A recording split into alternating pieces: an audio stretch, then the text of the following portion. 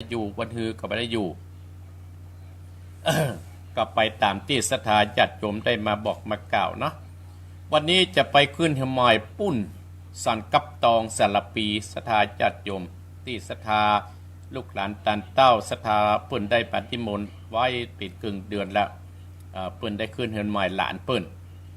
ก็อาตมาภาพก็จะได้ไปเมตตาร่วมในงานครั้งนี้สัก7 โมงครึ่งคงจะออกเพราะว่าระยะทางเกาะไกลพอสมควรพวกนี้ก็ไปประตังเจริญเนี่ยวันฮือก็มีงานศพที่บ้านศรัทธาญาติโยม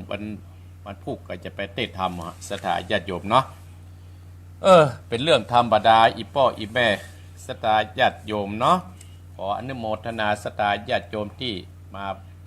าเจิญอาตมาเจิญวะที่มาบอกที่อาตมาภาพไปร่วมกินร่วมทานที่ไปบ่ได้ก็หลายที่เมื่อ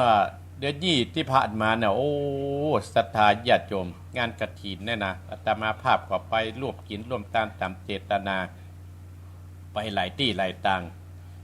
เพราะฉะนั้นศรัทธาญาติโยมคนเฮาเกิดมาแล้วก็ต้องอยากมั่งมีสีสุขมั่งมีอยากมีมีเงินมีทองกันกูคนเพราะว่าเมื่อหามั่งมีสีสุขหามั่งมีร่ำรวยแล้วเฮาก็จะได้ไปทำบุญกินแต่ตาเหนือใต้ในบ้านปลายชีวิตของเฮาแต่ถ้าเฮาอยากจะร่ำจะรวยนั่นนะหมู่เฮาตั้นต่อหลายเพื่อเอาขี้3 กองนี้ออกไปให้ได้จากตัวเฮาขี้3 กองที่มีในตนตัวของเฮาเนี่ยศรัทธาญาติโยมทั้งหลายเฮาถึงจะมั่งมีสีสุขบางครั้งเฮาเอาขี้3 กองนั้นอยู่ในตัวเฮามันก็บาล่ำรวยง่ายๆศรัทธาญาติโยม1ขี้เมา2ขี้เล่น3ขี้ค้าน3ขี้เนี่ยที่มีในตัวเฮาศรัทธาญาติโยม3ขี้นี่นะขี้3 กองนี่ออกจากตัวเฮาขี้เมาก็เมาทุกอย่างบอกว่าอุปโภคบริโภคถ้าหำเมาหั่นและหำเมานี่มันก็จะสร้างความทุกข์ยากกับตัวของเฮาถ้าเมากินเมาตาลนี่มันดีนะศรัทธาญาติโยมถ้าเมาอย่างอื่นเนี่ยโอ้บ่เป็นท่าเนอะศรัทธาญาติโยมแต่คนเฮานั่นแล้วแต่บุญและแต่กรรมภัยกรรมมันศรัทธาญาติโยมถ้าเฮาบุญดีมาเฮาก็จะได้เอาขี้เมานี่ออกเมาทุกอย่างอุปโภคบริโภคที่มาเกิดขึ้นในโลกมนุษย์ของเฮาเนี่ยศรัทธาญาติโยมเนาะขี้เล่นอย่างศรัทธาญาติโยมทั้งหลายเล่นสปะสปอนนั่นไงว่าจะเล่นกีฬานะก็คือเล่นที่มันเสี่ยงเงินเสี่ยงทองอันตมาภาพบอกว่าข้างฝ่ายแล้วก็ขี้คานอันนี้เป็นกรรมอู้ของหลวงพ่อจรัญวัฒน์อัมพวันนะศรัทธาญาติโยมทั้งหลายสิงห์บุรีเปิ้นได้เขียนไว้อาตมาภาพได้ไปอ่านพบอันนี้เป็นกรรมอู้ครูบาอาจารย์เปิ้นเขียนมาให้ดีละอาตมาภาพก็เลยยิบมาอู้มาจ่าให้ศรัทธาญาติโยมก่อนที่จะเทศธรรมนี่ เนี่ยเป็นกรรมอู้ของครูบาอาจารย์ก็ได้มาอู้มาจ่าให้ศรัทธาหมู่เฮาตั้นทั้งหลายได้ไปพิจารณาว่าเฮาอยากล่ำอยากรวยเฮาต้องเอาขี้3 กองนี้ออกจากเนื้อจากตัวเฮาขี้เมาทุกอย่างเมาเรื่องอุปโภคบริโภคเมาทุกอย่างขี้เล่นและขี้คานขี้คานนี่เป็นยากเนื้อศรัทธาญาติโยมเป็นทุเจ้าถ้าขี้คานก็นักแก่พ่องอยู่บ่ได้ศรัทธาญาติโยมอาตมาภาพได้ตื่นตั้งแต่ตี 3เกือบทุกวันศรัทธาญาติโยมถ้าไปเทศธรรมมาเพียก็อายุนักแล้วก็ประมาณตี 4ก็จะต้องลุกมาแล้วต้องมาทำกิจของเฮาให้เรียบร้อยกิจไผกิจมันหน้าที่ไผหน้าที่มันอันนี้อาตมาภาพได้เอาคำอู้คำจ่าของหลวงพ่อจรัญวัฒน์อัมพวันสิงห์บุรีมาบอกมากล่าวให้ศรัทธาญาติโยมทุกคนน่ะศรัทธาญาติโยมเฮาก็ต้องเสาะหาของอันล้ำค่าที่จะมอบแก่ตัวเองพอใกล้สิ้นปีหลอดศรัทธาญาติโยมของอันล้ำค่าที่จะมอบให้แก่ตัวเก่าเนี่ยตัวเองเนี่ยบางครั้งเฮามีแต่ไปมอบให้คนอื่นหมดศรัทธาญาติโยมลืมมอบให้ตัวเก่าของล้ำค่าที่จะมอบให้ตัวเก่าน่ะคืออันอย่าง1สุขภาพที่ดี2พักผ่อนให้เพียงพอ3เรียนรู้พัฒนาตัวเอง3แวดล้อมด้วยผู้คนดีทั้งหลาย5ชื่นชมและให้กำลังใจตัวเอง6ตั้งเป้าหมายในชีวิตของตัวเอง7มีวินัยในตัวเอง8คิดบวก9 พื่ออภัยคนอื่นเก้าประการเนี่ยศรัทธาญาติโยมของล้ำค่าที่จะมอบเพื่อแต่ตัวเก่าหรือว่าตัวเองท่านทั้งหลายสุขภาพที่ดีเนี่ยโอ้มันเป็นมงคลเหรออีป้ออีแม่มันเป็นมงคลกับตัวเฮาเหรอสุขภาพที่ดีนะสุขภาพที่จะดีน่าจะเกิดขึ้นได้จะได้ก็เกิดขึ้นกับได้ตัวเก่าตัวเฮาเนี่ยศรัทธาญาติโยมทั้งหลายอาตมาภาพจังปะกับป้าอุ้ยบรรดาป้าอุ้ยแม่อุ้ยทั้งหลายที่เพิ่งจะมาหาอาตมาโอ้อายุเท่าไรแล้วป้าอุ้ยอายุเท่าไรแล้วแม่อุ้ยอายุเท่าไรแล้วโยมโอ้อายุโยมเนี่ยตั้ง70-80เลยนะโอ้เพิ่นกะแข็งเลยแต่ว่าเปิ้นได้รักษาสุขภาพของเปิ้นอาตมาภาพก็ฟังถามผู้เฒ่าผู้แก่คนทั้งหลายที่มาหาอาตมาภาพ มาหาอาตมาแต่เปิ้นก็เล่าว่าโอ้เฮาก็ต้องนำมาปฏิบัติกับตัวเฮาบ่มีภายที่จะได้มาเฮาต้องปฏิบัติเอาเองสุขภาพที่ดีเฮาต้องหลีกเลี่ยงในสิ่งที่มันบ่ดีศรัทธาญาติโยมทั้งหลาย2พักผ่อนให้เพียงพอโดยเฉพาะหมู่เฮาท่านทั้งหลายอายุก่อนนักพอสมควรอายุเฮาอาตมาภาพประเดก็62ศรัทธาญาติโยมที่อยู่กับอีป้ออีแม่ศรัทธาหมู่เฮาท่านทั้งหลายตั้งแต่ดั้งเดิมมาแล้วเนี่ยวิทยุได้กี่ปีอาตมาก็ได้ตะอ้อนนะก็บ่เลยคิดว่าศรัทธาญาติโยมก็ปะทิ้งบอกว่างอาตมาภาพก็ปะทิ้งบอกว่างศรัทธาญาติโยมอาตมาภาพมีโอกาสก็ไปร่วมกินร่วมทานและก็หาความพักผ่อนให้เพียงพอการที่เฮาได้ไปหาพบปะศรัทธาญาติโยมท่านผู้ฟังเฮาเหมือนกันการพักผ่อนศรัทธาญาติโยมพักผ่อนด้านสายตาพักผ่อนด้านสมองเฮาได้ยินป้ออุ้ยแม่อุ้ยได้อู้จ๋าได้บอกได้กล่าวเฮาก็นำมาใจที่วัดที่ว่าศรัทธาญาติโยมอาตมาภาพก็ไปที่เพิ่นมาบอกวันนี้อาตมาภาพไปสั่นกับตองสารปีบ่น่ะติดบันทิบ่น่ะศรัทธาญาติโยม7 โมงครึ่งก็จะออกละกลัวครูบาอาจารย์ตะปูนเปิ้นท่าอาตมาภาพว่าทุกเจ้าตั้งนอกที่ไปห่วมเปิ้นอาตมาภาพก็ต้องออกเจ้าหน่อย1หมู่ฮุตี้บ้านเปิ้นเนี่ย2เส้นลายทางมันไกลรถมันนักเนี่ยเฮาก็ต้องไปก่อนงานปิกมาก็ไปงานแหมวันนี้วันที่จะไปได้อยู่วัดศรัทธาญาติโยมเนี่ยการพักผ่อนให้เพียงพอเนี่ยมันเป็นยาวิเศษนะศรัทธาญาติโยม2เรียนรู้พัฒนาตัวเองทุกคนนั้นเฮาต้องพัฒนาตัวเก่าบ่ว่าแก่บ่ว่าเฒ่าศรัทธาญาติโยมอย่างอาตมาภาพได้ยินท่านพระครูอภิวัตรพัฒนาวิกรมเพิ่นว่าตะกี้นะกะเฮาไปกินไปตานเฮาก็ต้องพัฒนาตัวเก่าที่เฮามากินมาตานวัดเหนือวัดใต้เฮาต้องไปพัฒนาตัวเก่าว่าเปิ้นเตี้ยจะได้เฮาก็พัฒนาตัวเก่าเฮาไปว่าผู้อื่นมันก็บ่ดีมาเฮาต้องพัฒนาตัวเก่าดูเปิ้นแล้วเฮานำไปปฏิบัติเฮาเพื่อพัฒนาตัวเก่าเพราะอันหยังพัฒนาตัวเองเพราะว่าอายุเฮานักแล้วหรอศรัทธาญาติโยมแต่ก่อนอาตมาภาพอายุน้อยก็แหมอย่างศรัทธาญาติโยมอายุเฮาขึ้น60ปลายแล้วโอ้มันก็ต้องเปลี่ยนแปลงมาเปลี่ยนแปลงอย่างกับเปลี่ยนแปลงในสุขภาพร่างกายมันก็เปลี่ยนแปลงแล้วนะศรัทธาญาติโยมเพราะฉะนั้นเฮาเรียนรู้ต้องพัฒนาตัวเอง4แวดล้อมผู้คนดีเฮาอยู่ได้แวดล้อมผู้คนได้ผู้คนดีบ่มีภัยนินทาว่าฮือไปกินไปตานก็ไปกันด้วยอย่างวันพุกเนี่ยเฮามากินมาตานเฮาก็มาด้วยคนดีนั่นทั้งหลายเฮาต้องเป็นแบบเป็นอย่างให้กับลูกกับหลานเฮาเนี่ยแวดล้อมด้วยผู้คนดีเนี่ยเฮากินหาตาน5ชื่นชมให้กำลังใจตัวเก่ากำลังใจตัวเก่าก็มีให้ชื่นชมก็ชื่นชมตัวเองนั่นอาตมาภาพยังนั่งพิจารณาโอ้กูอยู่มาปันนี้เฮาอยู่มาปันนี้เฮาได้ทำนี่เฮาก็ชื่นชมด้วยตัวเก่า6ตั้งเป้าหมายในชีวิตตัวเองศรัทธาญาติโยมเฮาก็ตั้งเป้าหมายว่าวันนี้เฮาจะทำอันหยังปีหน้าเฮาจะเย็ดอย่างใดเนี่ยเฮาต้องเป้าหมายให้ตัวเก่าบ่จะว่าอยู่อย่างอ่านศรัทธาญาติโยมและก็มีวินัยตัวเองอย่างที่เพิ่นว่าตะกี้เฮาไปกินไปทานศรัทธาเฮาต้องมีวินัยตัวเก่าเราคิดบวกเด้อศรัทธาญาติโยมการกำกึดกำอ่านเฮาต้องกึดประดังดีอยู่กับมิตรให้ระวังวาจาอย่าอยู่ตนเดียวให้ระวังความคิดเพิ่นถึงว่าล่ะให้อยู่กับคนหลายๆเฮามากินมาทานเฮาก็ระวังความวาจาเฮาจะได้ไปกระทบกระแทกคนอื่นมันก็จะเป็นบาปเป็นกรรมกับตัวเฮาศรัทธาญาติโยมหมู่เฮาท่านทั้งหลายเนี่ย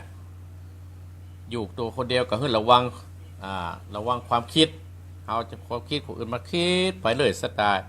ก้าวให้อภัยคนอื่นการให้อภัยนั้นเป็นบุญนะสไตล์ญาติโยมเป็นบุญกับตัวเก่าบุญบ่บุญสไตล์ญาติโยมหมู่เฮาตั้นตั้งหลายเฮาเกิดมาเฮาก็มีนาสี่ผืนละอันนี้ครูบาอาจารย์รุ่นว่านะอาตมาภาพก็โอ้นาสี่ผืนอ่ะผู้คนเฮาเกิดมีนาสี่ผืนนี่คือนาบุญสไตล์ญาติโยมนาบุญคำว่านาเนี่ยสไตล์ญาติโยมตัวเฮาเนี่ยนาบุญเนี่ยเฮาจะไปทำบุญมาผูกก็คือเป็นนาบุญเฮาคำว่านาเนี่ยถ้าว่าหญ้ามันขึ้นเฮาบัดใจใส่ดูแลกับนาบุญก็คือจิตใจของเฮาเนี่ยสไตล์ตัวของเฮาเนี่ยจิตใจเฮามีแต่ความโกรธความขี้มิ่งมีความโมกโทโสอีเนาะมันก็จะจิตใจมันก็จะคูนจะมัวมาอีป้ออีแม่หมู่เฮาตั้นตั้งหลักนาบุญ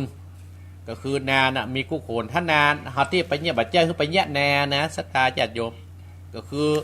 นานะถ้าปลูกเข้าถ้าหญ้ามันขึ้นเฮาบ่เอามันก็นี้นะเป็ดตุ๊เป็ดผ้าได้เปิ้นเอานี้หรอสตาญาติโยมนาก็คืออย่าลุกเจ้ามาเปิ้นก็สวดมนต์โกห้องเนี่ยคือว่านาบุญก็เพี้ยวปัดตึงวันเพี้ยวปัดเพี้ยวด้านจิตด้านใจของเฮาอย่างอาตมาภาพหันคนที่มาโอ้อันนี้นาบุญเปิ้นแตะสตาญาติโยมนาบุญของเฮานั้นมีกู้คนนั่นคืออย่างนาบุญพ่อนาบุญแม่2นาบุญครูบาอาจารย์3พระสงฆ์4นาบุญตัวเองเนี่ย4อันเนี่ยสตาญาติโยมที่จะสร้างบุญสร้างกุศลกับตัวเฮานาบุญฝ่ายที่ได้เลี้ยงดูพ่อเลี้ยงดูแม่เนี่ยสตาญาติโยมมันเป็นบุญเป็นกุศลกับตัวเก่านะบุญกุศลเนี่ยพ่อแม่เฮาเนี่ยได้เสี่ยมได้สอนได้เกิดทำมานึกถึงสภาพตอนเฮาเป็นละอ่อนสตาญาติโยมอีพ่ออีแม่เลี้ยงข้าวมาเสี่ยงกี่กระสอบเลยส่งข้าวห้ามเฮียนเสี่ยงกี่บาทแหละเสื้อผ้าเสี่ยงไปกี่ชุดเลยเฮาใหญ่หน้ากล้ามานมาเฮาได้ทำการทำงานดีพ่อแม่เฮายังมีชีวิตเฮาต้องไปเหลวต้องไปแลพ่อว่าพ่อแม่เฮาได้กินได้ใจพ่อแม่เฮาได้ไปขยักไปหันเฮาได้ไปส่งกว่าบางคนนี่บ่เลวบ่แลนะสตาญาติโยมแต่อาตมาภาพอาหารศรัทธาที่เปิ้นมาหันโอ้ลูกหลานเปิ้นมาส่งมาเอี่ยวมาหาอาตมาภาพแต่ว่ามันซื้อกับมาศรัทธาญาติโยมเปิ้นมาจากปุ้นสันทรายบวชศรัทธาญาติโยมเปิ้นไปจากมาจากวัดปะตังเจริญไปหมดฤาษีเลยกลับมาที่นี่ก็คือมันง่ายเปิ้นว่าอีโอ้อาตมาภาพว่าอนุโมทนากับลูกหลานตันเต้าเนี่ยโอ้มันเป็นบุญกับตัวเธอนะอาตมาภาพก็อู้กระจาอีเนี่ยเป็นการสร้างบุญแหมน้อยลูกหลานเฮาก็จะแยกอย่างอี้ถ้าเฮาบ่เลี้ยงพ่อถ้าเฮาบ่ดูแลพ่อบ่ดูแลแม่นี่นะมันจะการสัตว์หิ่งห้อยเนี่ยอาตมาภาพประเทศที่นะอาตมาภาพเรื่องเนี้ยอู้สตาญาติโยมก็งัวควายจังมามันตายแล้วเหลือหนังดุเข่าหางยังเอาใจกันได้จาต้องสุดปุ่มได้ไส้คนเฮายังกินลำอินต้องคนเฮาสหายพี่น้องตายแล้วไผ่หมู่ห้องอะไรสุดแต่ดุพวกเขายังเอาขว้างไกลกลัวจักเป็นปีไปมาหลอกบ้านได้ถ้าเฮาเป็นคูณเนี่ยสถาญาติโยมเป็นโคนเป็นสัตว์ประเสริฐถ้าเฮาบ่ฮู้จักคุณพ่อบ่ฮู้จักคุณแม่นี่นะตั้งหลายมันจากการงัวการควายหรอกงัวควายตายแล้วมันยังเหลือหนังดุข่าวหางยางเปิ้นยังเอาไปใช้กันได้แต่คนเฮาเหลือตายแล้วนะถ้ามันมีคุณงามความดีบ่สร้างบุญสร้างกุศลให้กับพ่อกับแม่บ่แปลงดีให้ลูกแปลงถูกขึ้นหลานนะสตาญาติโยมจากการสัตว์หิ่งห้วยนะญาตมาภาพเคยได้ยินทำผูกหนึ่งสถาญาติโยมพามลูกงัวกตัญญูฮะทำลูกงัวกตัญญูเนี่ยที่อาตมาภาพจังเตศบ้านซบไปอ่ะจำขึ้นใจแล้วอาตมาภาพก็มาพิจารณาตัวนะแม่งัวก็สอนลูกงัวตั้งแต่ไหลเนี่ยแม่งัวขนาดเป็นสัตว์เดรัจฉานอ่ะสัตว์ตักสมัยก่อนถ้าจะอู้ได้นะแม่งัวบอกว่าเนี่ยลูกเขาต้องมีความกตัญญูต่อพ่อต่อแม่ต่อเจ้าต่อจอมเนี่ยแม่งัวก็ปลาลูกงัวกินหญ้าไปเรื่อยๆตั้งแต่สอนลูกงัวแต่คนเฮาสมัยบัดเดียวเนี่ยตั้งแต่ละมันไม่ได้มีโอกาสสอนกันแม่ไปแม่ปิกมาลูกยังมาเตื้อแต่ก่อนนี่เพิ่งกินข้าวกินน้ำตัวก่อนล้อนึกถึงภาพปะเมื่อเฮาเป็นละอ่อนนะครับกินข้าวตัวพ่อกินข้าวตัวแม่นั่งขัดตัววงเดียวกันพ่อแม่เพื่อจะอู้ว่าวันพุกนั้นน้องไปอย่างอันเนอร์ไอไปอย่างอีเนอร์แต่ยุคนี้ตั้งแต่ไหลมันเปลี่ยนแปลงไป แต่เฮาก็ต้องเปลี่ยนแปลงพัฒนาชีวิตของเฮาให้มันดีขึ้นต้องพัฒนาตัวหาเขาเนี่ยดันต่างหลายลูกแม่งัวน่ะสอนลูกงัวจนลูกงัวบอกแม่ยอดกันนั่นลูกหมดแหงแล้วแม่งัวด้วยความเป็นห่วงก็เอาลูกงัวน่ะยุดอยู่ที่เกาต้นไม้และก่อนที่จะออกจากต้นไม้ก็บอกลูกจะมาไปที่ไหนถ้าแม่ปะปิกมาลูกห้ามไปที่ไหนเน้อเนี่ยแม่เพิ่นจะเป็นห่วงลูกด้านต่างหลายแล้วเขาเป็นคนเขาก็ต้องเป็นห่วงพ่อห่วงแม่อาตมาภาพภูมิใจโอ้ญาติโยมโอ้ป้าข้าเจ้าก็เลี้ยงพ่อข้าเจ้าก็เลี้ยงอุ้ยข้าเจ้าก็เลี้ยงแม่ยายข้าเจ้าก็เลี้ยงพ่อเปิ้นอูอาตมาภาพดีจ้ะแสดงว่าธรรมะเตียตมาภาพสื่อไปออกไปเนี่ยคนเปิ้นฟังแม่งัวก็กินหญ้าไปเรื่อยสตาญาติโยมหูว่าในตั้งหน้าน่าจะอันตรายแต่เพราะอย่างเพราะฮึไปกินหญ้าแล้วพ่อฮึตัวเองเนี่ยมีกำลังบางซาและจะได้เอาน้ำนมมาให้ลูกกินให้ลูกได้ใหญ่เว้ยกินเล่มกินหญ้าไปตั้งแต่ได้โอกาสเสือในป่าออกจากป่ามาครบขอแม่งัวบอกว่าเจ้าเนี่ยจะต้องเป็นอาหารของข้าแม่งัวก็บอกว่าเฮาเนี่ยเป็นสัตว์ที่มีสัจจะนะเฮา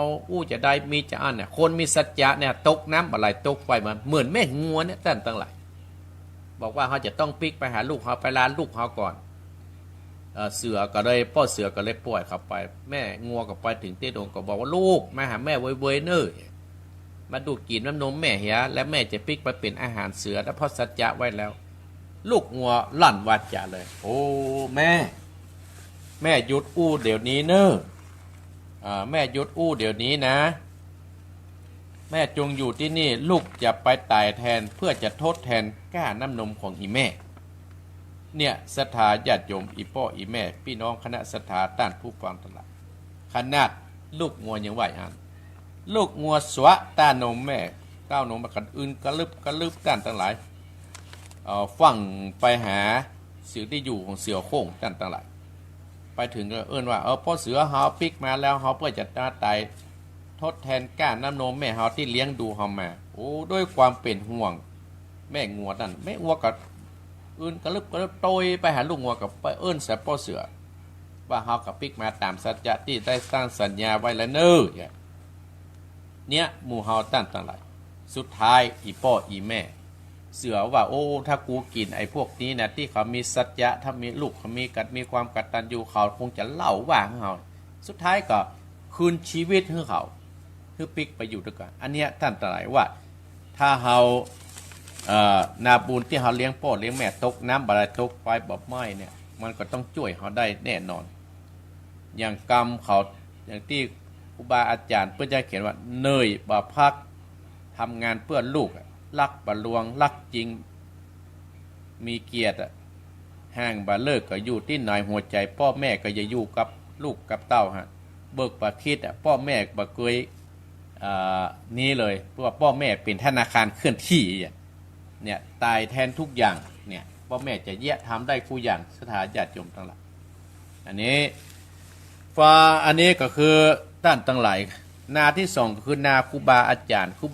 เฮาเกิดมาแล้วมีครูบาอาจารย์คู่คนเมื่อมีครูบาอาจารย์เฮามีงานเฮาก็ไปเตื่มไปแท่งเฮาก็เชิดชูครูบาอาจารย์เฮาเป็นที่ไหว้ที่สะอย่างอาตมาภาพมีหลวงปู่ครูบาอินท่านพระครูกิติวัฒนสุนทรนี่เป็นต้นอาตมาภาพก็โยกไว้ที่เป็นที่ไหว้ที่สะเนี่ยว่าตกน้ำบ่ไหลตกไฟบ่ไหม้เนี่ยท่านทั้งหลายมันดีแท้นะอีพ่ออีแม่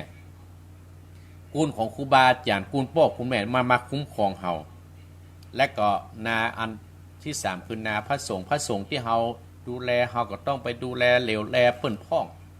จะไปเบียดเบียนโอ้บางวัดบางวานะสตาญาติโยมกรรมโบราณครูบาอาจารย์เปิ้นบอกว่าโอ้ไม้ต้นดอยเนี่ยถ้ามันงำมาทั้งวัดนี่นะมันขืดมันจาเนอะอย่าไม้ต้นใดที่มันวำไปหำไปตั้งบ้านบังไปตั้งบ้านนี่มันบักขึ้นไปแจเป็นต้นไม้ดีเนอะเดี๋ยวหมู่เฮาตั้งแต่ละแปรมาออกครูบาอาจารย์เพิ่นปิดนะไม้ต้นใดที่งอมไปตั้งวัดตั้งบากับไม้คือว่าโคนเฮาเนี่ยที่มันจังเป็นใหญ่เป็นโตกับตั้งวัดตั้งวานเนี่ยตั้งหลายจะทำให้วัดวานเนี่ยเสื่อมหายไปใครก็อยู่บ่ได้ตั้งหลายคนกินคนตายก็จะถอยออกมาเพราะว่าคนบ้านเนี่ยเป็นใหญ่ ก็สถากระพิษจารณาแต่อำเภอเดลอเขาเนี่ยมีสถานอำเภอที่ฟังอาตมาเต้นมีที่อื่นพุ่น ก็ที่ว่าอาตมาว่าต้นไม้ใดที่วางประดับบ้านมันดีก็คือว่าอาจารย์ที่มีความรู้เพื่อความอินดูสงสารดูแลพี่น้องคณะศรัทธาเพื่อความเมตตาคือว่าครูบาอาจารย์ทุกหลวงเปิ้นมีพรหมวิหารต่างๆมีเมตตากรุณามุทิตาอุเบกขาก้อนกูคนเนี่ยอันที่อันสุดท้ายน่ะคือนาตัวเก่าคือนาบุญตัวเก่าคือตัวเก่าเนี่ยต้องดูแลตัวเก่าแล้วถ้ามันมีตัวเก่าเขาไม่ได้ทำสักอย่างตัวเก่าเนี่ยเราต้องรักษาตัวเก่าเราก็ต้องเอาตัวเก่าเนี่ยไปทำคือไปดูแลพ่อดูแม่ดูแลครูบาอาจารย์ดูแลพระสงฆ์องค์ข้าเจ้าที่เปิ้นมีศีล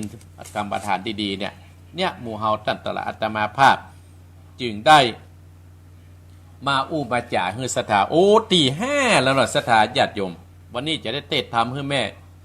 บัวเร็วขาวพร้อมสถาญาติโยมนะตีห้าแล้วดอกสถาญาติโยม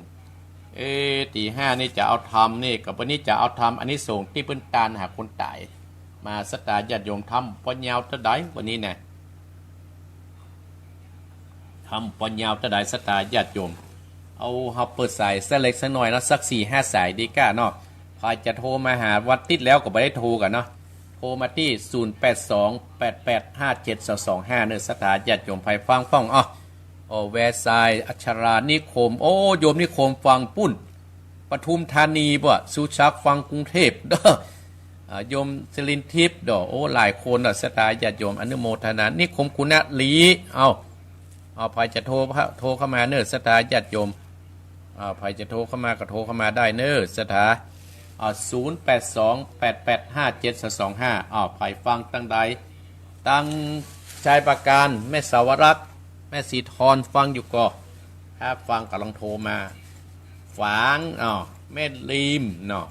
โดยสเกตมาแล้วเฮ้ยแสดงว่าฟังที่แล้วนี่มีเหตุกว่าเอาเป็ดนะเจริญปอนเจ้าแกับไว้สาเจ้าท่านพระครูวันนี้ก็มีบุญแถมวันเด้อตื่นขึ้นมาได้มีลมหายใจได้ไหว้พระได้ฟังธรรมจะได้ฟังธรรมกับท่านพระครูได้ฟังธรรมบรรยายจากท่านพระครูแม่สุเกี้ยศิลปรสิทธิพระทองหลับปูนเด้อท่านพระครูครับซ่าเด่นดีเด้อเจ้าอนุโมทนาสาธุเน้อเจ้ากับไว้สาเด้อท่านพระครูจะเลิญพรจะเลิญพรสายต่อไปเจริญพรไว้สาท่านพระครูแม่บุญพี่น้องฝังแม่บพัดฝังชัดเจนดีเนาะเจ้าชัดเจนดีเจ้าวัดตลาดอุดมเจ้า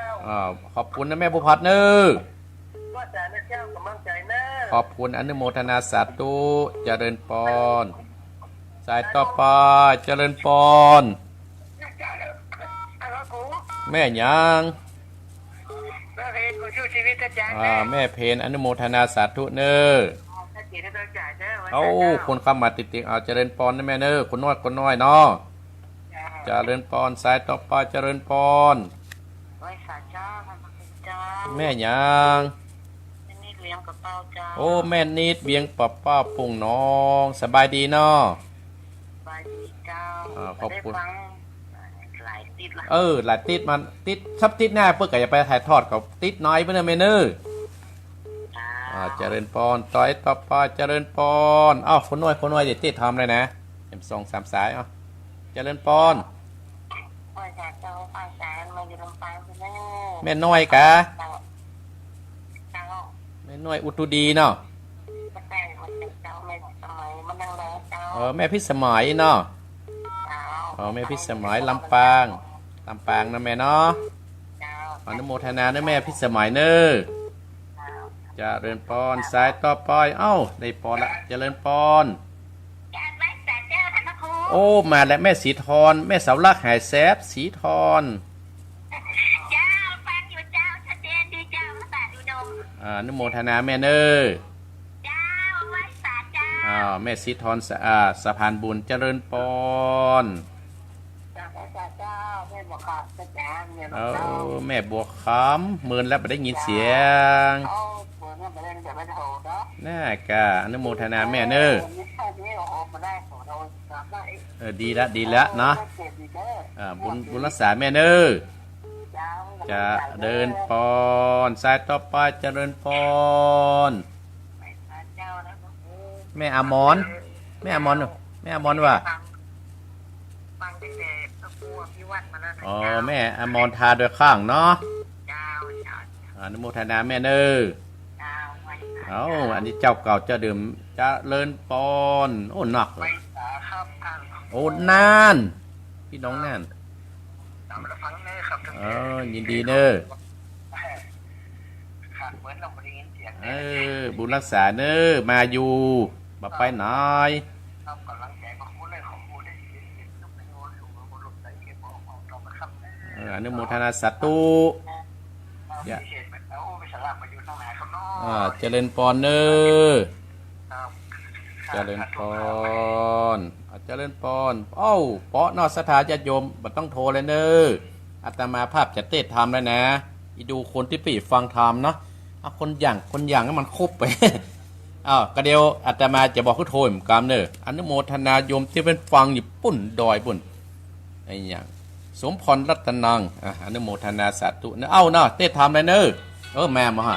77อาศัยสุดท้ายเนื้อสถาญาติโยมเนาะเจริญปอน สาธุเจ้าท่านพระครูเจ้าฟังเลย แม่ยัง แม่ศรีวิไลพลาน โอ้แม่ศรีวิไลมาแล้วเออ เจ้า มาแล้วอาตมาจะเทศธรรมแล้วนะแม่เน้อ เจ้าสาธุ ได้เทศธรรมแล้วเน้อตั้งใจฟังเน้อ เจ้า ขอบคุณเน้อสถาญาติโยมตั้งใจแม่ศรีวิไลบอกแล้วจะฟังธรรมแล้วนะเอาค้างเวลาเห็นโด45ก็เดี๋ยวก็โทรเนาะทำแบบเหมือนสถาเอาเนิดทำมหาวิบากตานหาคนตายเนิดสถาญาติโยมแม่บุเรียวเพิ่นเป็นเจ้าภาพเนาะนะโม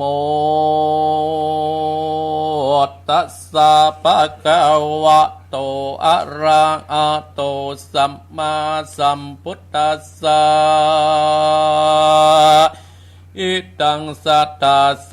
วัตติยังวิอาลันโตพุทธกังนับมาเสติกัลลิตังอลัมกาเตสิสัตตะโวตุกาสะโปติสัตตังหลายสัตตาสัพพัญโย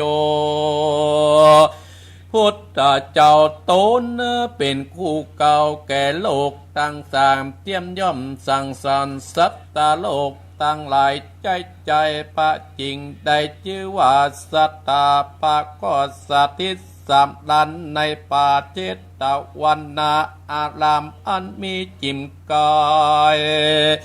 เวียงสาวัติละจัตตานี้ก็มิแลอันตากะเรยังมีในกัลละคับหนึ่งกะปุตตาเจ้าก็ปารบซึ่งเศรษฐีเป็นเดชปากอบปาประเทศเก่าเป็นกัตถา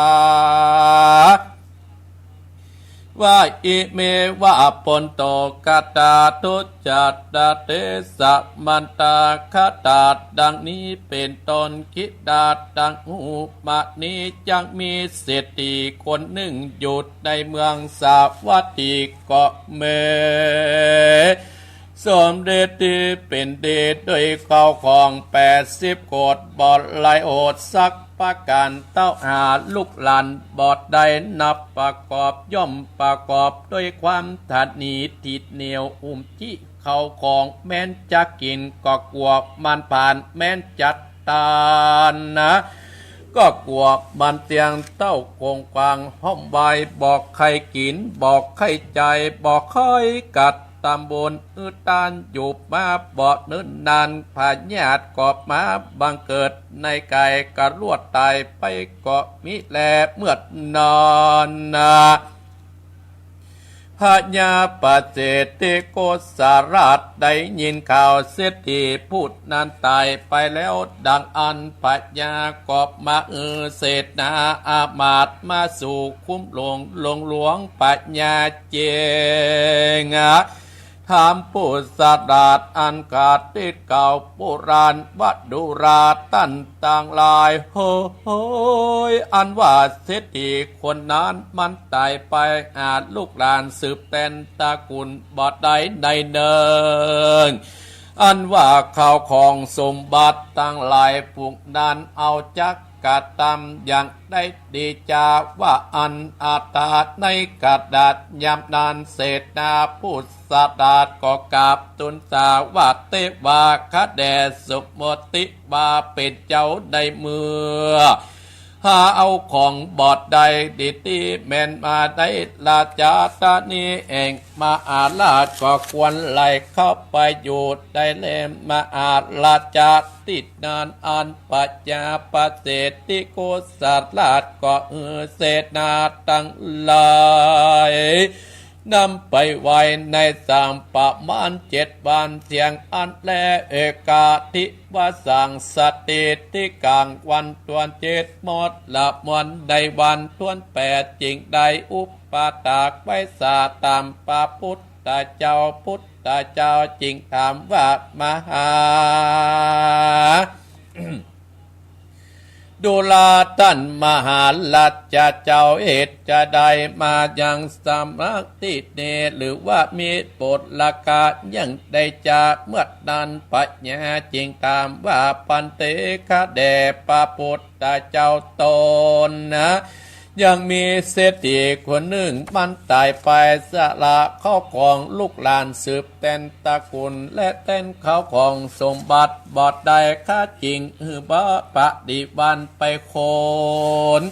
มาไว้ในติเบื้องได้7 วันก็หมดละมวนค่าจริงได้มาอุปปาตากไว้สาสับปัญญูเจ้าบัดนี้แลปัญญาไว้ศาสตร์ดังอันก็รวดทุนถา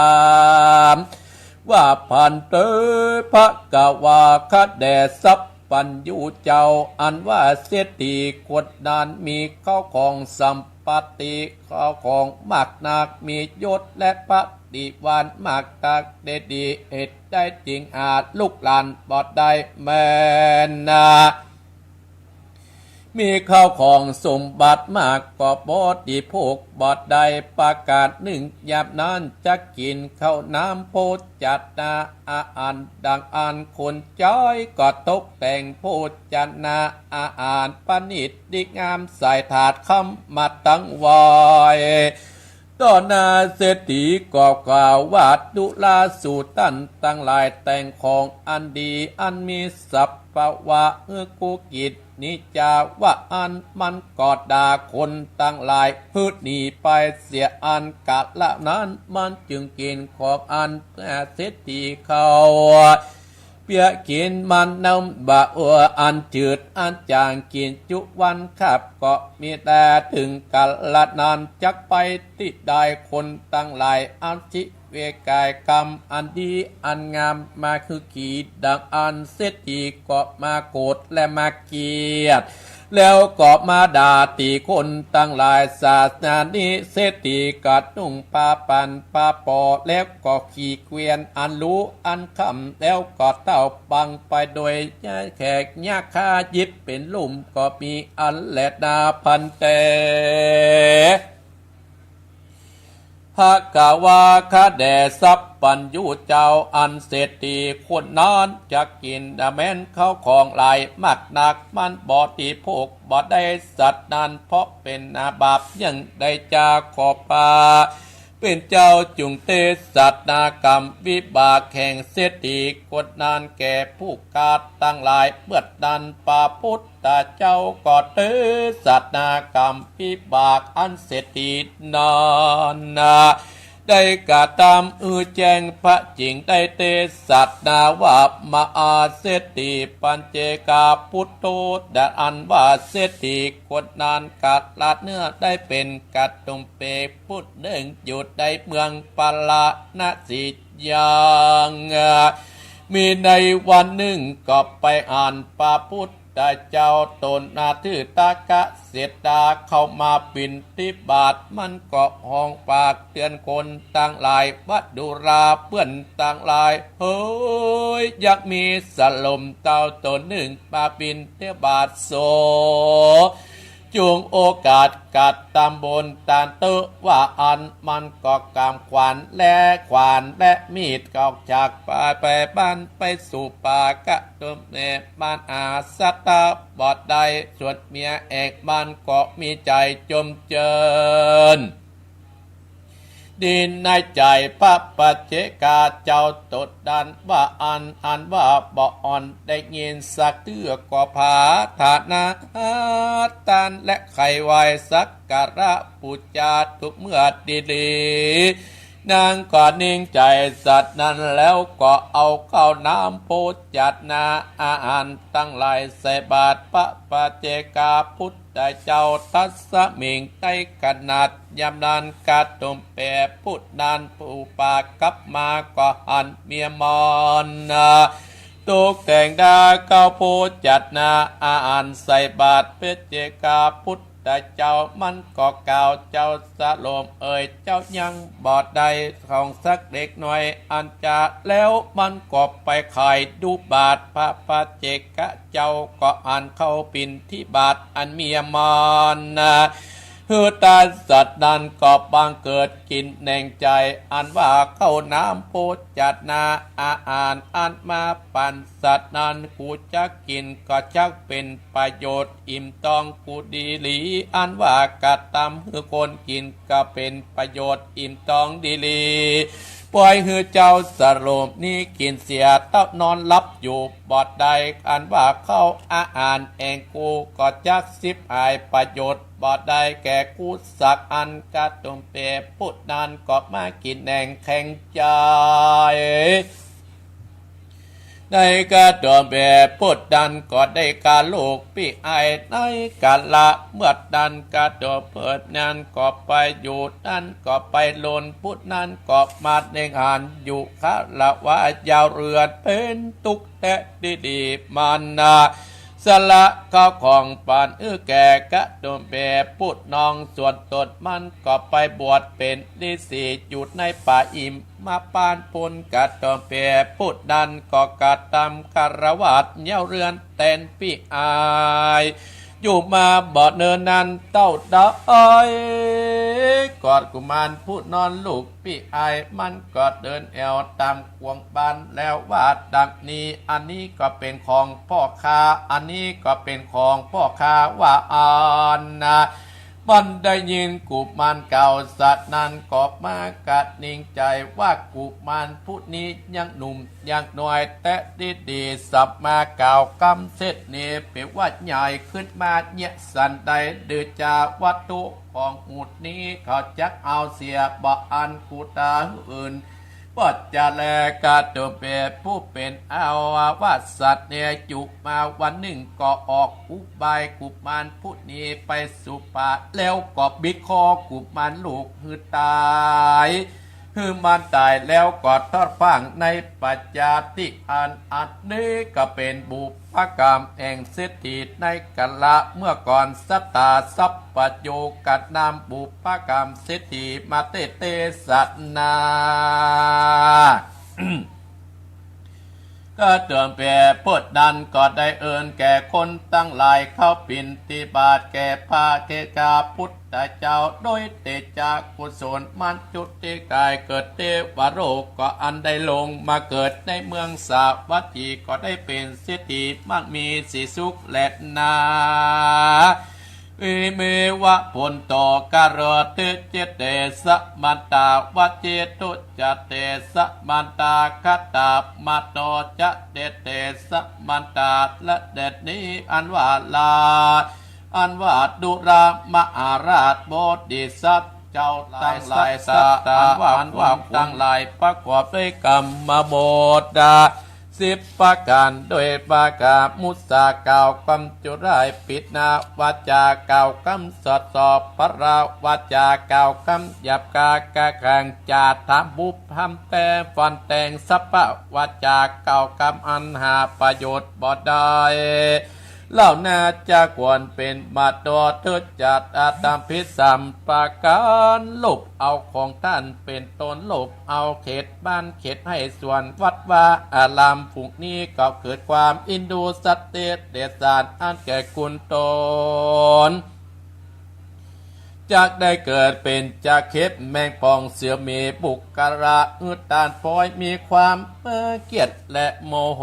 ย่อมได้เกิดเป็นตระกูลคุดนาคตัวมีอิทธิเลกาแขกนาคบุคคลประกอบด้วยเดกรรมมานะสะเอาบ่หุจักกุลปอกกุลแม่ประมาทแก้วตั้งสามประการ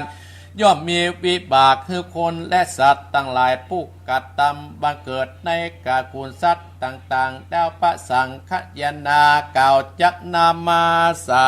ธยายดัมบาเดพุทธเจ้าดิจตังอุปัตวะกัมมังได้ประการดังกล่าวบานี้ก็บังคมสมเด็จเสด็จเอาละสถาญาติโยมตีห้ากึ่งและสถาญาติโยมเนาะ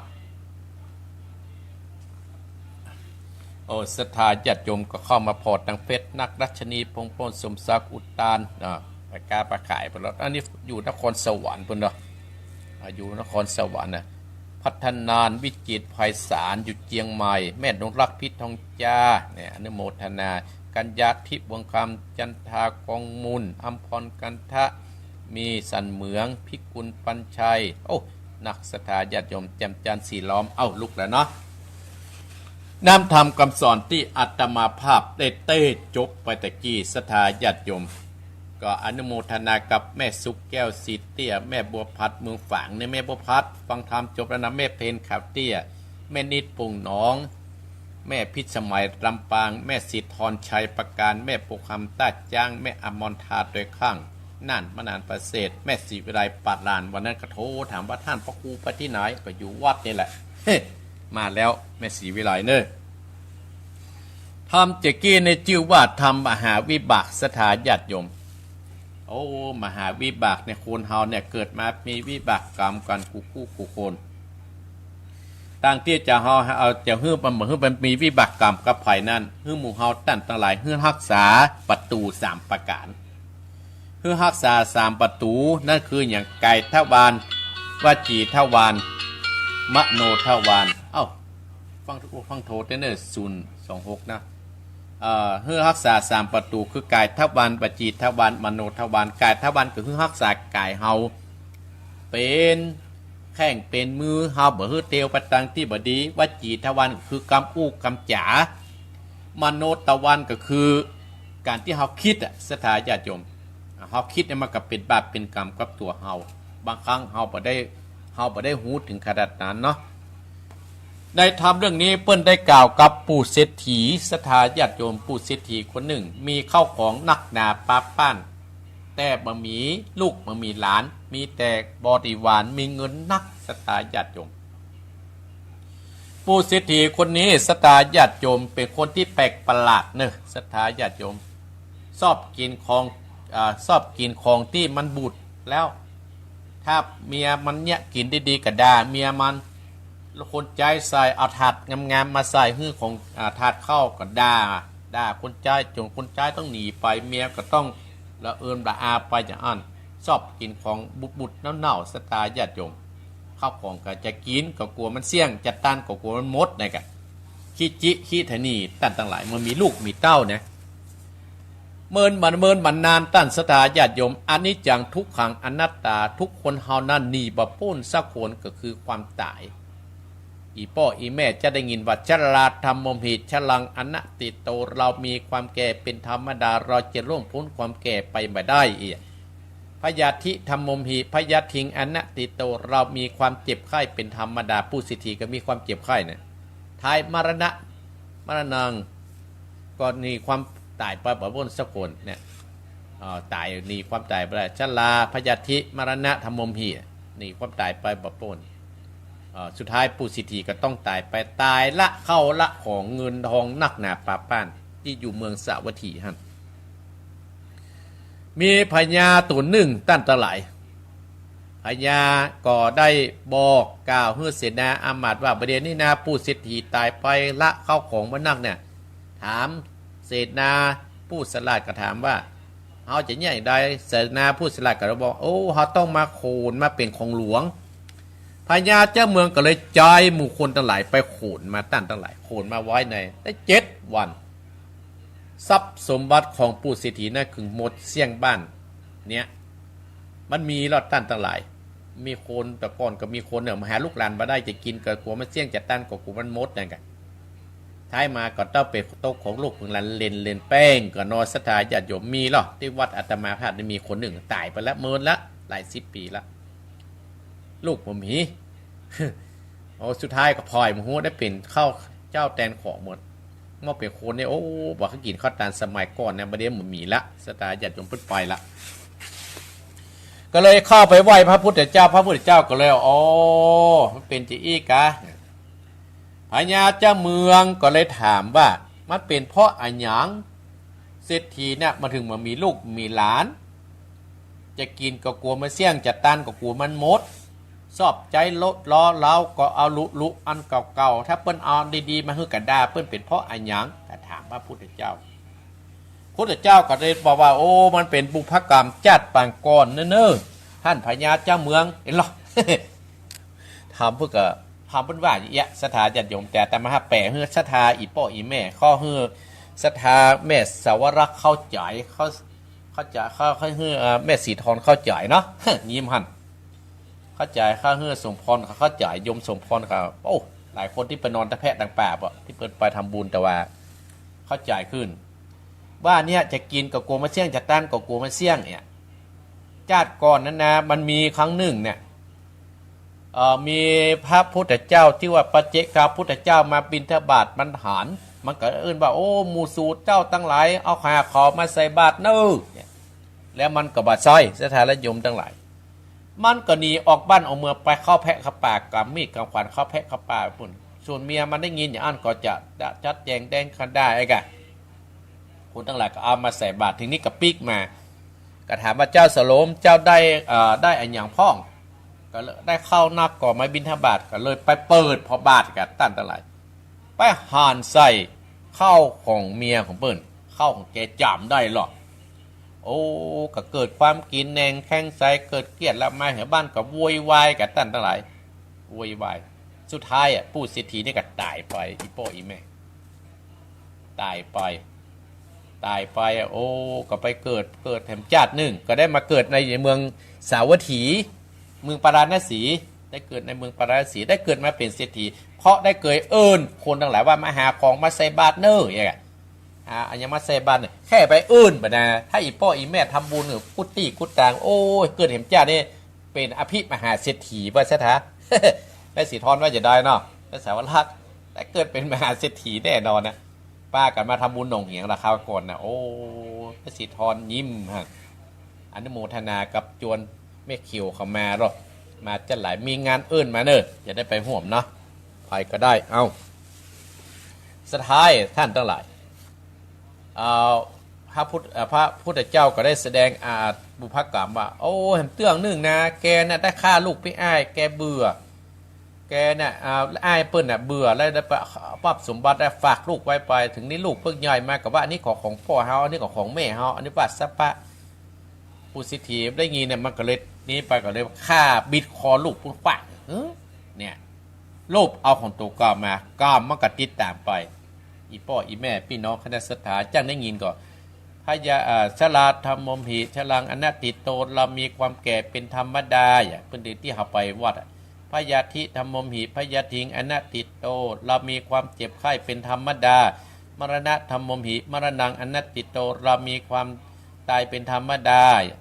สัพเพหิเปยหิตนานาภโบวินาภโบเราจะเป็นต่างๆคือจะต้องพลาดพลาดจากของรักและของเจริญใจทั้งสิ้นไปกรรมสักคมหิกรรมทายโทกรรมโยนิกรรมพันธุกรรมปฏิสารโนเรามีกรรมเป็นของตนเรามีกรรมเป็นผู้ให้ผลเรามีกรรมเป็นแดนเกิดเราเป็นกรรมผู้ติดตาม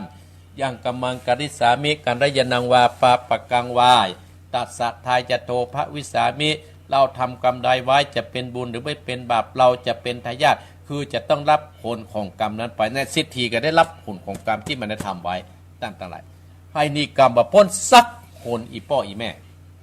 พี่น้องคณะสัตยาญาติโยมแม้แต่เป็น สาวกพระอรหันต์ยังหนีบะปุ้นเนี่ยตั้งแต่กล่อมเนี่ยยังประกึศถึงเอาพระมหาโมกขลานะโดนโจร500ไล่ฆ่ากล่อมยังได้ไปเอาไม้ไปบุปป้อตีแม่เนี่ยเลยมีโจรไล่ฆ่าสุดท้ายก็ตายได้มรณังมรณังแบบได้เสี่ยงชีวิตสิ้นอันนี้ก็ตายไปเนี่ยท่านทั้งหลายเนี่ยภัยนีกรรมบะป้นสักคนเศรษฐีก็นีกรรมบะป้นสถาญาติโยมเนี่ยนีกรรมบะป้นอันนี้อาตมาภาพได้บอกได้กล่าวบางคนที่กินแหนงแข้งใจที่ว่าได้ตานไปแล้วโอ้บรรทุกใจโคตรเนี่ยได้เกิดเป็นนาคพญาครุฑเนี่ยมีฤทธิ์มีเดชเนี่ยท่านทั้งหลายผู้ใดถมน้ำลายใครคิดเติบย่อเปิ่นจะเกิดเป็นพวกอีพวกจะเข็บแมงป่องสถาญาติโยมอันนี้นะแต่มาภาพได้อู้ได้จากคือสถาบริว่าคือไผ่เนื้อสถาญาติโยมโอ้เวลาก็5:40 นาทีแล้วเนี่ยข้างกัน10 นาทีสุดท้ายสถาญาติโยมไผ่จะโทรก็โทรไผ่จะอู้จะจาก็อู้ได้เนื้อ0828857225วันนี้บ่ได้อยู่เนอสตาญาติโยมเนอวันพุธบ่ได้อยู่เนาะวันนี้วันอาทิตย์เนาะสถาจังมาเอี่ยวหาอาตมาภาพอนุโมทนาสถาที่กินตาเนออาตมาภาพก็ประเดี๋ยวนี้ซ่อมแซมไฟห้องน้ำแปลงมา40 ปีสถาญาติโยมแต่ว่านี่มีโยมมาบริจาคอาตมาภาพอนุโมทนาว่าโอ้ท่านจะซื้อหลอดใส่ห้องน้ำใส่ดาเขาว่าหลอด50 บาทแต่กับโยมจะซื้อมา50 บาทแต่หรอก่อนอนุโมทนาสถาญาติโยมใส่ช่วงที่2อนุโมทนาสายแรกนี่ก็จะเริญปอนแม่ยางแม่บัวผันเนาะแม่บัวผันฟังแต่เจ้าเนาะทำตับเตาฟังกับแม่แพทย์พ่อบัวที่บ้านแล้วเจ้ายินดีเน้อแม่เน้อเจ้าหมดลำได้โทรหาเนาะวันหน้าก็ฟังต่อเน้อเจ้าจะเริญพรสายต่อไปเจริญพรพ่อบุญธรรมอนุโมทนาสาธุเนออากาศหนาวก็วันหนาวตัวครับมันมีฝนด้วยวันพุธได้มาอีกแก่เนี่ยพุธครับไปอยู่ครับอนุโมทนาสาธุเนอจะเริญพรสายต่อไปเจริญพรไม่ติมบ้านอุโมงค์นะไม่ติมเนาะเจ้าติดตามฟังท่านด้วยนะไม่ติมสวัสดีอุโมงค์สารปีนะแม่เนาะเจ้าได้สารปีเจ้าบุญรักษาเนอสายต่อไปโทรมาเพจเนอสถาโทรมาที่082 8857225เลยเนอเจริญพรเจ้าอันนี้แม่แก้วสีแก้วกระโปรงเด้อแม่แก้วอยู่ที่ไหนก็อยู่บ้านกาดโป่งมีตังได้บ้านกาดโป่งอำเภอเมียงจังหวัดลำปางโอ้กาดโป่งโอ้บักเกยหัดสักเจ็ดลำปางเลยน่ะบักเกยพายเหมือนแบบแรกแบบกระโทประตันเปิดแต่ว่าแม่แก้วฟังอาตมาทุกวันติดนะแม่เนอทุกวันติดเลยโทรประตันแม่ฟังแล้วเป็นจะได้ครับแม่ฟังแล้วเป็นจะได้เข้าใจก็ฟังธรรมะไปเข้าใจดีใจถูกใจเด้อธรรมะพระอาจารย์เด้อขอบคุณนะอาตมาอยู่วัดอย่างถามก่อนฟัง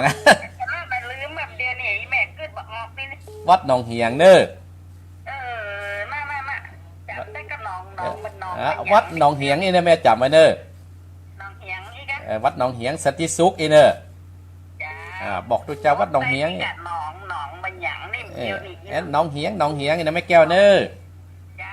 วัดดีเป็นกำลังใจได้ลูกเด้อขอบคุณเจริญปลอดสายต่อไปแม่แก้วท่ากาดปงเนาะลำปางครับผมเจริญปอนไอ้สาเจ้าท่านครูแม่อุ้ยฟังอย่างนะเจ้าแม่อุ้ยอินว่าจะได้โอ้มันสถานีชัดเจนปกติมันได้ยินท่าแล้วเจ้ายินดีที่เป็นยังเนื้อไหลยินดีนะแม่เนอสัตว์หาวิบากไม่ม้วนนะเจ้าได้กายินดีเนอวิบากคนอย่างนะเจ้าน่ากะเป็นเดือดอย่างเนาะจะเดินปอนสายต่อไปเอาเข้ามาดู082 885 722จะเดินปอนเ สาธุเจ้าท่านพระครู แม่แม่แม่ ฟังอยู่เจ้า แม่ หัวลิน แจ้งหัวลิ้นแม่อย่างก็ลืมไปแล้วฮะ เจนดีเข้า แม่ ใจดี แม่อย่างก็แม่ แม่จันสี แม่จันสีจันสีไม่แจ้งหัวลิ้นฝางเนาะ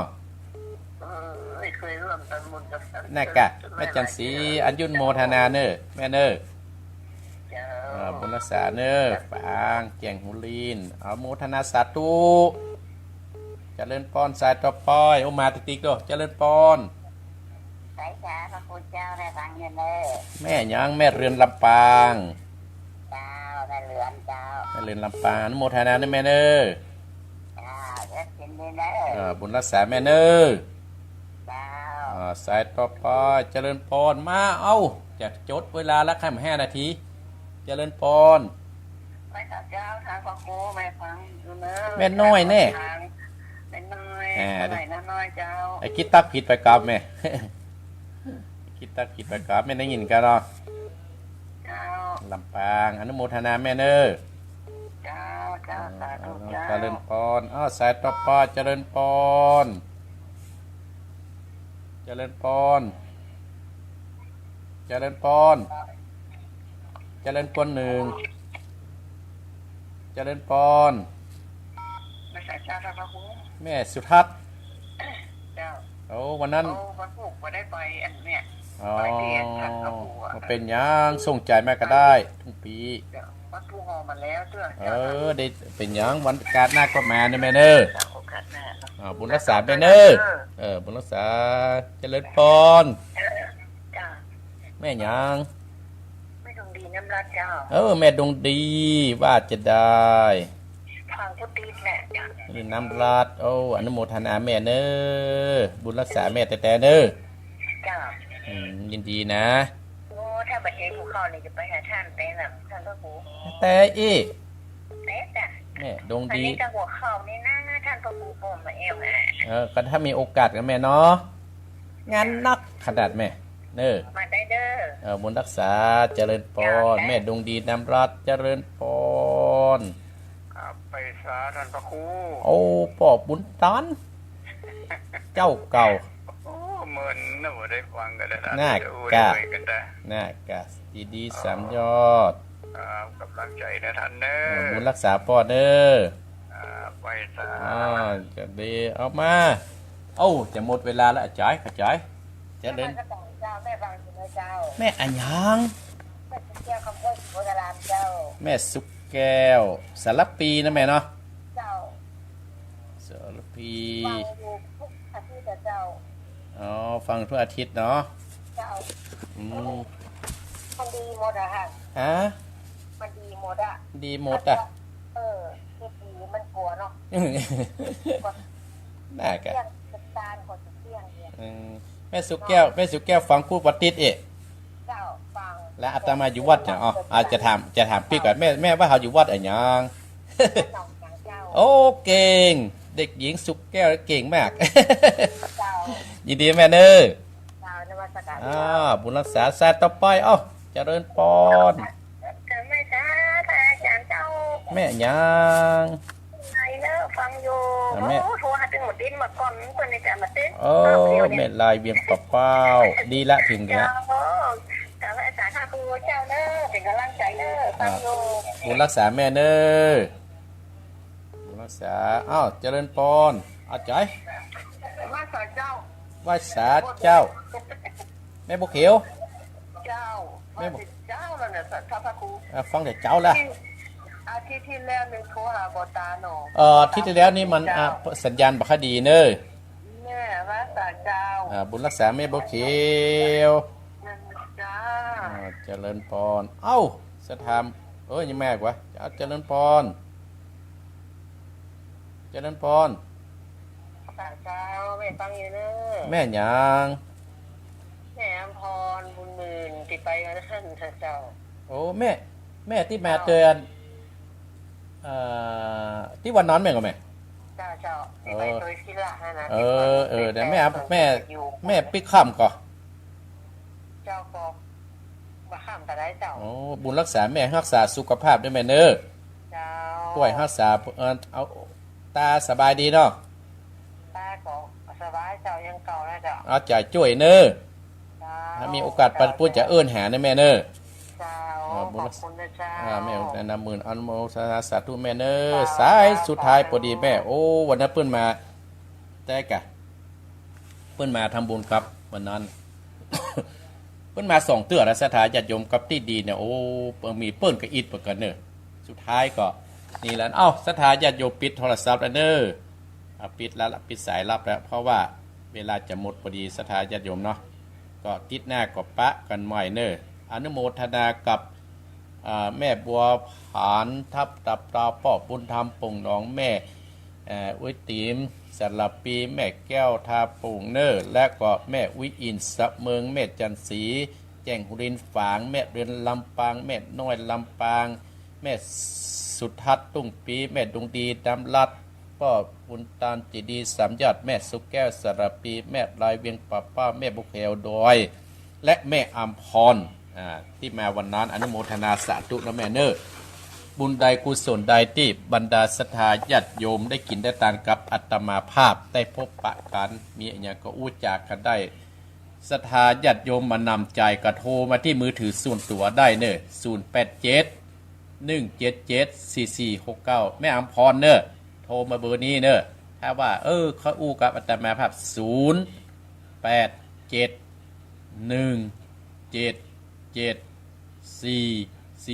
4469แม่อัมพรเนอแต่ว่าบ่ได้อู้กับท่านพระครูในวิทยุก็โทรส่วนตัวนี้ได้กาม087